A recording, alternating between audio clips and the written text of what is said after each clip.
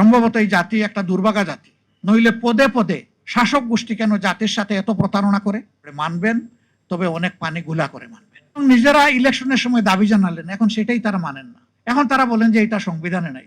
আরে ভাই, সংবিধানে তো 26 সালের নির্বাচনও তো নাই। যদি সংবিধান খুঁজেন তাইলে এখন কোনো পার্লামেন্ট নাই। সংবিধান খুঁজলে এখন বর্তমান যে সরকারি দল ওটাও নাই, বর্তমান যে বিরোধী দল তাও নাই। এটা ছিল ডক্ট্রিন অফ নেসেসিটি।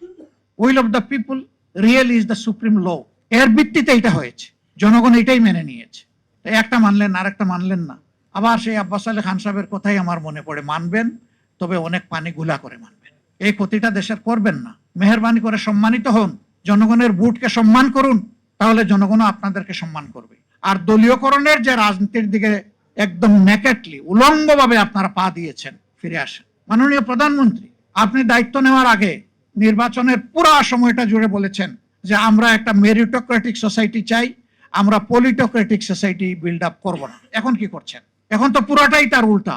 যে স্তরে স্থানীয় সরকারের নির্বাচন হয়ে নির্বাচিত প্রতিনিধিরা মানুষের সেবা করবে, সে সব জায়গায় আপনারা দলীয় লোকদেরকে, নেতাদেরকে বসাই দিচ্ছেন প্রশাসক হিসেবে।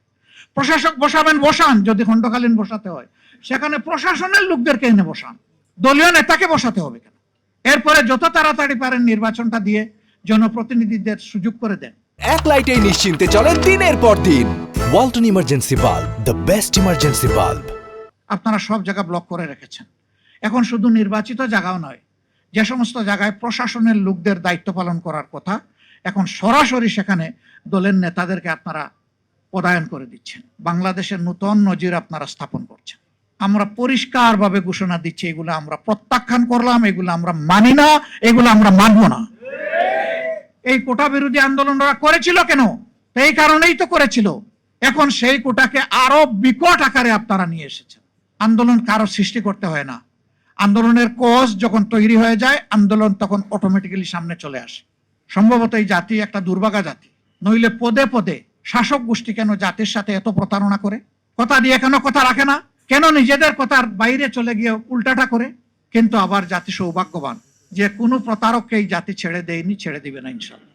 আমরা বিএনপিকে, বর্তমান সরকারকে একটা প্রতারক দল হিসাবে আমরা দেখতে চাই না, শাসক হিসাবে দেখতে চাই না।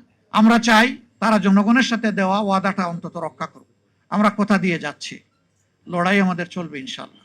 সংসদে আবারও বলছি, ততদিন থাকবো যতদিন টাকা দেশ এবং জনগণের জন্য প্রয়োজন মনে করব। যখন মনে করবো আর প্রয়োজন নাই, তখন ওই জনগণের কাতারেই মিশে যাব ইনশাল্লাহ পুরোপুরি। এখন আমাদের ক্ষেত্র দুইটা, একটা সংসদ সমাধান হলে ঠিক আছে, না হইলে আমাদের রাজপথ।